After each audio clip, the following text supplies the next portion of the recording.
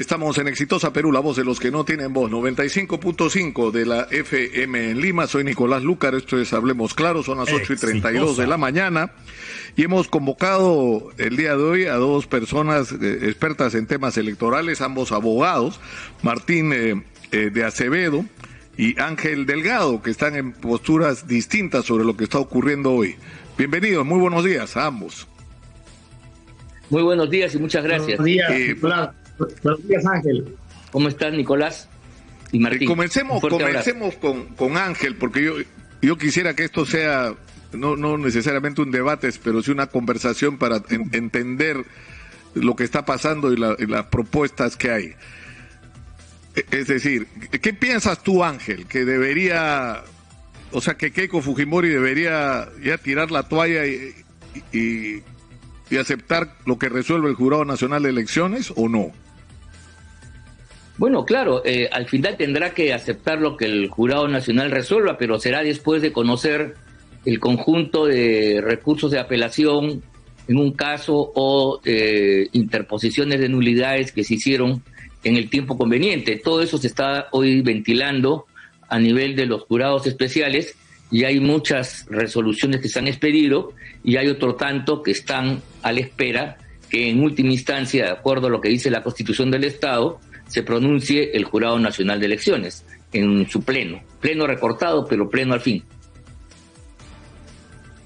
Claro, porque se están presentando, o sea, argumentos como ese, que se presenten los padrones, se está cuestionando la legitimidad de las decisiones. Por ejemplo, Lourdes Flores ha aparecido a cuestionar el tema de los plazos y ha mostrado evidencias, según ella, de la ocurrencia de una especie de fraude que la ha metido en tremendos problemas, ¿sabes? Porque entiendo que la van a demandar los firmantes de las actas porque sí firmaron, en realidad sí existen, ¿no? Nicolás, a ver, vamos a hablar como hombres de derecho.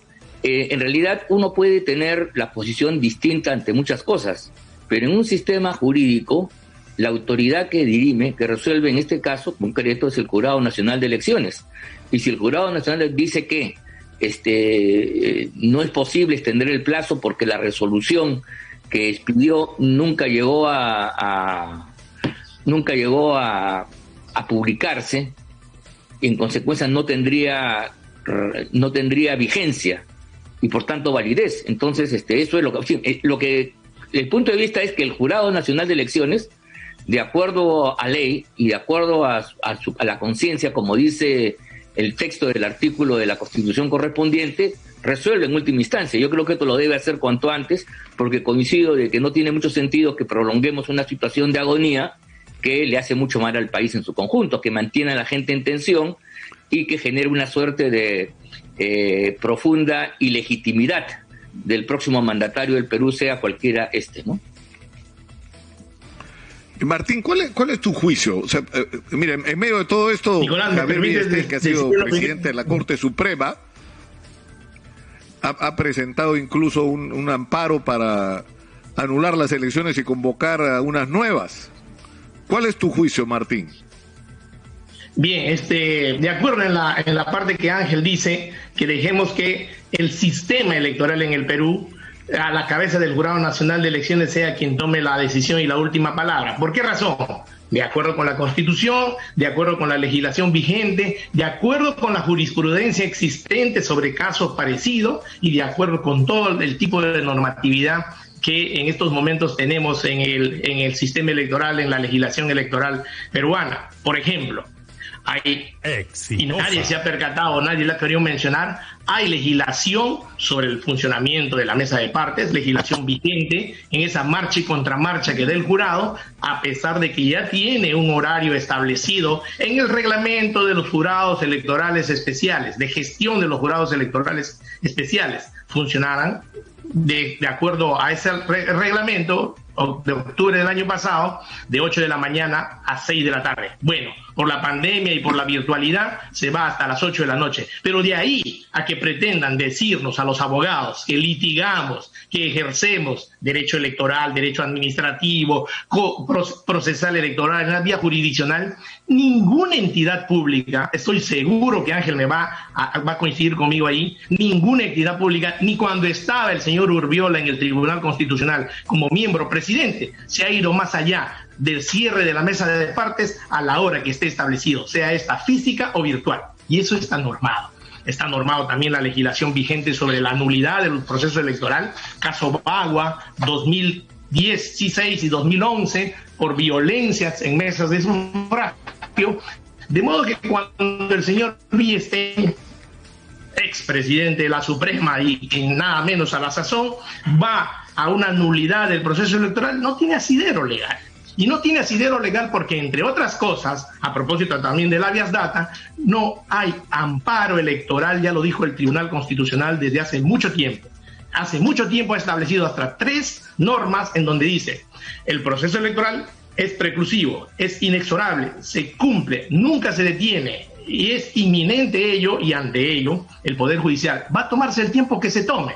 En lo del señor Villestein y en lo que le han jalado a Domingo García de la UNDE, supongo en esos días, a hacer, tratando de conseguir el habeas data. Además, sobre algo que hay también legislación vigente, hay la ley en el tema del padrón de donde hemos votado, hay la ley de protección de datos personales de las personas, valga la redundancia, donde para tener acceso a ello, y en este caso obviamente la responsabilidad de la OMP es que ella es custodia, no del padrón electoral, que lo han debido obtener con tiempo los personeros de cada uno de los partidos, sino del registro de la votación, porque a eso quieren acceder, para hacer una comparación a ojo de buen cubero de si la firma es o no es la firma, o de si alguien votó o no votó, y ahí ya colisionan con lo que en el artículo 31 de la Constitución, también legislación vigente, dicen que el voto es secreto, norma que el voto es secreto, y esta ley de acceso a datos privados está en vigencia. No se puede acceder a ella, perfecto. También en una disposición final dice que hay la posibilidad de una acción de habeas data. Se demorará lo que se demorará en ese tipo de acciones,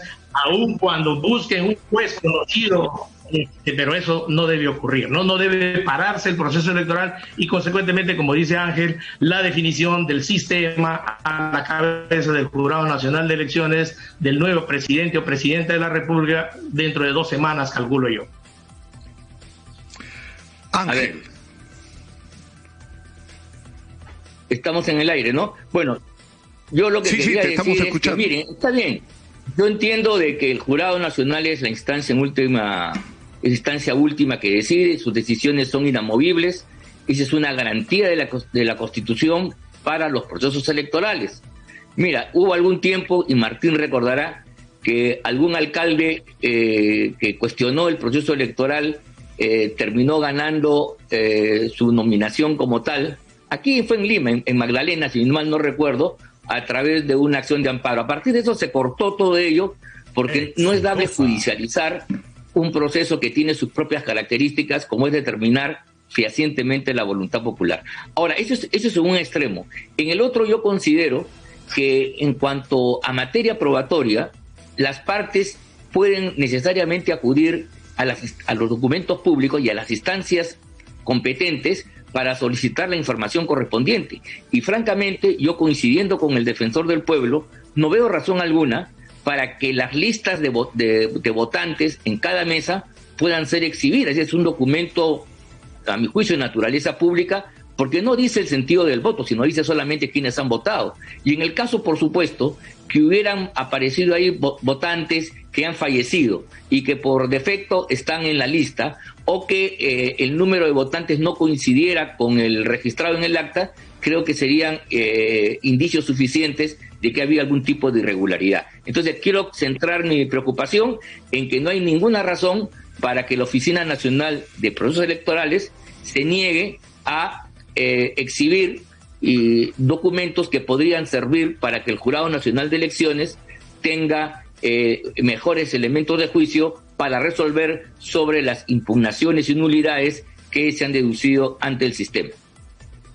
Ciertamente, Nicolás, coincido con Ángel, porque el artículo 2, numeral 6 de la Constitución sostiene que no se puede evidenciar actos que puedan perjudicar la intimidad de las personas o a su entorno familiar. Y eso es la ley de desarrollo constitucional que mencioné hace un momento, y que cuando el defensor del pueblo se refiere, como cualquier abogado, a que estos padrones son públicos, ciertamente, como todo lo que está registrado en registros públicos, previo a la petición y el pedido, si este es pertinente, procederá. De modo que cuando la OMPE le denegó al Jurado Electoral Especial de Huancavelica la entrega de ese padrón, me pareció que estuve en una posición acertada. Y respecto de acciones de amparo, también coincido parcialmente con Ángel. La última que fue amparada en procesos de garantía fue en el año 2006 con la credencial de Arturo Castillo, alcalde de Chiclayo. Después, y en materia de escrutinio, en los últimos 15 años, 184 casos de amparo, ninguno fue recepcionado siquiera porque fue rechazado liminarmente, porque no podemos pretender que el Poder Judicial y en última instancia el Tribunal Constitucional termine contando los votos y proclamando a la presidenta o presidente de la República este 28 de julio. Démosles 2 semanas al sistema, démosles tranquilidad, dejemos ya de marchar al centro de Lima y en todas las partes de las ciudades del país, y hagamos que el Jurado Nacional de Elecciones y el sistema electoral haga su trabajo con tranquilidad, y no cometamos esta paradoja de decir, ya bueno, de una vez que se pronuncien, ¿por qué se están demorando tanto? Para empezar, estamos dentro del margen de tiempo que se han demorado en el 2016 y en el 2011, pero tampoco estemos en esa escalada de decir 802 actas, 940 actas, 1125 actas, y anoche la señora Lourdes Flores en el meeting despachándose ha dicho, y en el despacho y en el set de otro canal ha dicho 1.500, 1.600 actas. Por favor, eso es poco serio, viniendo de una abogada antes que política. Todos, Ángel incluido, hemos sido abogados antes que políticos. Bueno, claro, yo en eso no tengo nada que decir. Yo coincido en que este es un proceso que tiene que resolverse de acuerdo a las reglas establecidas en el Estado de Derecho. Y esas reglas están establecidas primero en la Constitución y a manera de desarrollo en la Ley Orgánica de Elecciones.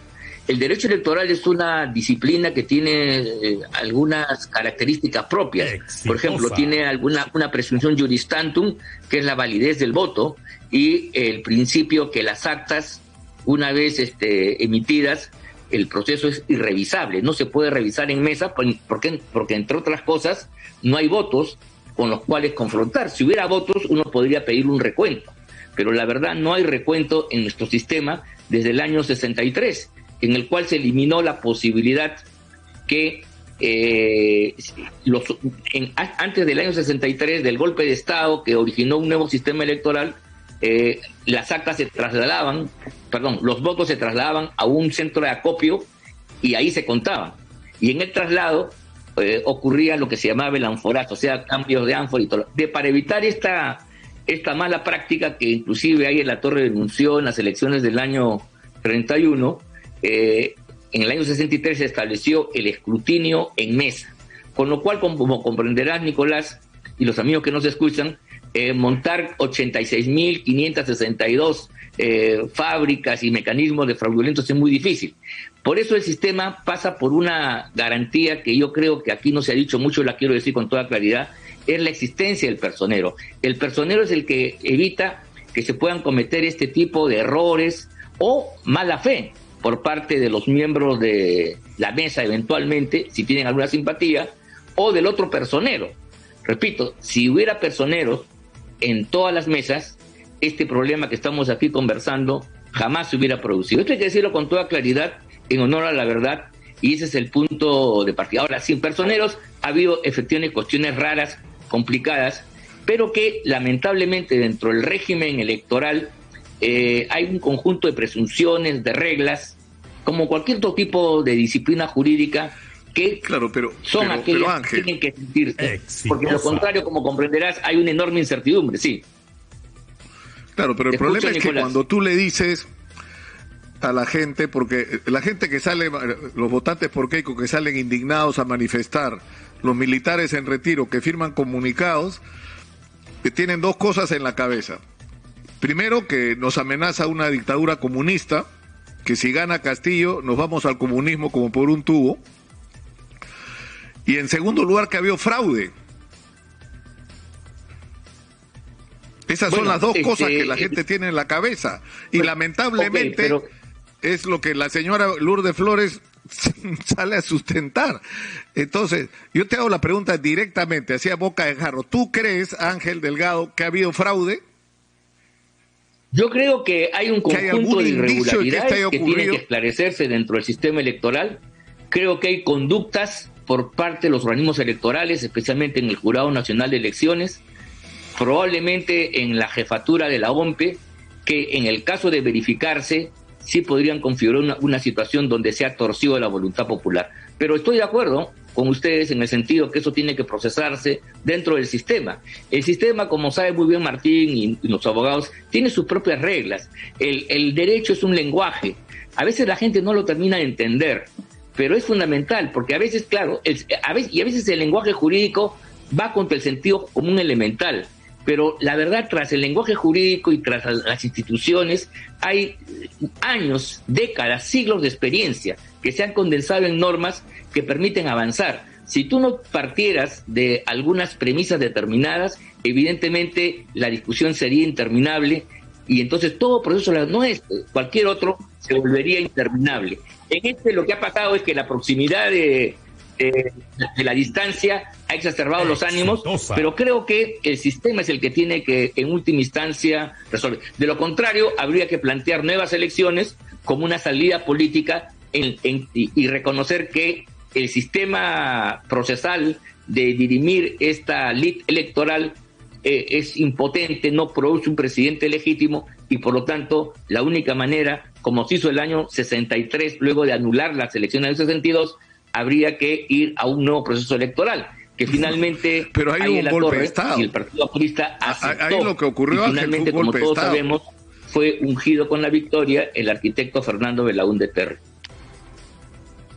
Nicolás, si me permites, al respecto tenemos que terminar con Martín. Definitivamente, Martín, para ir terminando, mi punto de vista, no ha habido fraude. El fraude es sistemático, es orgánico, se tiene que además, como no lo han hecho el doctor Castiglioni a la cabeza de los abogados de Fuerza Popular, es demostrar, trayendo la prueba desde la mesa y originada en la mesa de votación, de acuerdo con lo normado en el literal B del artículo 363 de la Ley Orgánica de Elecciones. Eso no se ha producido, por eso es que están ante una y otra idea cada día que pase, ¿no? Que la mesa de partes amplíamela por favor, que al otro día la denuncia penal, al otro día una acción de amparo para pedir la nulidad de las elecciones, al otro día tráigaseme el padrón y al otro día sucesivamente 1.600, 1.500 votos. Eso es poco serio. Lo que deberían haber hecho es que, como dice la ley, también hay legislación vigente sobre la materia, es probar que en efecto durante la instalación con esos miembros de mesa que se han elegido aleatoriamente hace 6 meses atrás, Nicolás y Ángel, y se ha tenido 30 días a partir de ahí, desde en enero, para tacharlos de imparciales, etcétera, ¿no? Eso no ocurrió. O al momento del escrutinio a los electores se le ha coaccionado a que voten distinto, se le ha conminado a que voten de una determinada manera, por la fuerza se lo ha hecho inclusive dejar de que no vote, o al finalmente en lo que se centra la posición del doctor Castiglioni y los abogados es en decir que no, eso ha sido fraude en mesa al momento del escrutinio de la votación y no traen ninguna prueba, pero implica que estamos hablando de personas. Multipliquen esas cifras que he dicho de mesas de actas, que en verdad son mesas y son 3 personas. A las 7 de la noche, se supone, bajo esa premisa de imputación que ellos hacen, se les ha arrimado a los 3 miembros de mesa y se han dicho, tráigase para acá el acta, yo la voy a llenar como me da la gana, con mi firma, con mi sello, con la huella digital, con lo que sea y con las cifras que me da la gana. Eso no han demostrado. Consecuentemente, al no demostrarse y querer ahora pretender una etapa probatoria para verificar a ojo de buen cubero, porque si no está un perito grafotécnico o un perito grafológico, ¿quiénes? Los 4 miembros del jurado, las 2 partes en disputa. A ver, ¿esta es la firma o no es la firma con el acta electoral? Aunque primero no debería proceder su entrega, pero supongamos, le entrega. Va a verificar las firmas de los electores, de nuestras firmas que hemos dejado ahí, para ver si son iguales o no. A ojo de buen cubero, eso va a ser una etapa probatoria, eso va a permitir la celeridad del proceso. Por eso es que el presidente, y me parece muy bien, y por mayoría el Pleno del Jurado Nacional de Elecciones está diciendo no. a esos caprichos. Porque no se puede abrir una etapa probatoria, pero suponiendo que se la haga, eso sería. Y finalmente, todos subjetivamente tratando de opinar sobre si corresponde o no corresponde la firma del elector, sobre si dejó o no dejó en blanco el votante cuando fue a votar, y finalmente de qué manera votó.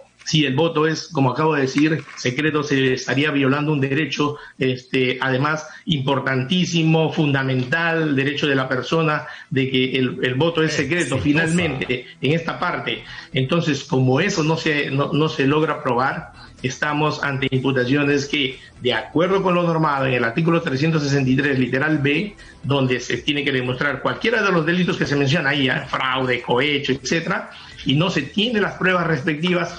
Hoy no podemos pretender que el jurado, en última instancia, abra una etapa probatoria cuando ni en el sistema jurisdiccional ni en el Tribunal Constitucional, de donde han venido algunos defensores sobre este tema, se abre una etapa probatoria cuando ya el expediente, y lo que está en el expediente es de este mundo por principio de derecho procesal. Además sabemos los abogados, en segunda instancia y en última instancia y definitiva instancia, ni en el sistema jurisdiccional, repito, ni en el Tribunal Constitucional y consecuentemente tampoco en el sistema electoral se puede abrir una etapa probatoria o comenzar a juntar pruebas cuando eso ya se ha debido de hacer con anticipación cuando se inició el proceso de reclamación en este caso. Yo le agradezco, en realidad, a Ángel Delgado y a Martín de Acevedo. Lo que dicen... Sí. Tenemos que terminar, Ángel, brevemente, por favor. Lo que dice Martín de Acevedo es absolutamente cierto. O sea, el derecho electoral es un derecho que tiene reglas y procedimientos que permiten arribar a una determinada verdad. Y eso debería haber funcionado. Lo que pasa es que cuando hay un cuestionamiento global a todo ello, esas mismas reglas pierden la adhesión y el consenso correspondiente, y entonces, a mi juicio, yo no veo perjudicial que, para tener claridad en el resultado, pueda requerirse, por ejemplo, a la OMPE, de que aquellas firmas, no todas, sino aquellas firmas que se consideran dudosas, que ha habido falsificaciones, puedan ser rápidamente esclarecidas. RENIEC es un órgano técnico. RENIEC verifica firmas a cada rato, cada vez que un partido se inscribe, cada vez que una asociación, en fin, las firmas, esa es su especialidad, ¿no? Eso lo sabemos nosotros de tiempo atrás. O tener a la vista los documentos que se llaman la relación de votantes. Eso es fundamental, porque podría perfectamente absorber. Ahora, claro, tú, Martín dice, si no hay pruebas. No, si no hay pruebas, evidentemente, si no se puede acreditar los dichos, es obvio de que el jurado que le corresponde resolverá, pues, declarando infundada la petición, y no tengo ninguna duda.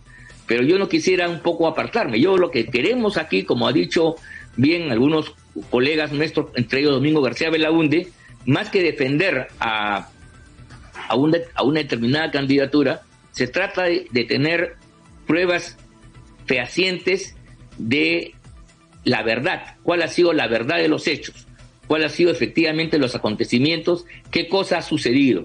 Y yo creo que, del punto de vista de la legitimidad de los candidatos, no es negativo que se abunde y se haga un trabajo exhaustivo para despejar cualquier duda. De lo contrario, vamos a tener a una presidenta o presidente, como ustedes prefieran, que va a tener un déficit muy grande de legitimidad, y en consecuencia no vamos a tener el sosiego político y social que el país demanda, luego de haber tenido un quinquenio tormentoso, como el que concurre como el que termina el señor Vizcarra y Sagasti. Entonces, de eso se trata de absolver una preocupación que tiene un importantísimo sector de la ciudadanía, que cree que ahí ha habido asuntos que deben, no voy a calificarlos, que deben y merecen una investigación, y el jurado tiene que salir no con respuestas formalistas, sino tiene que dar respuestas que permitan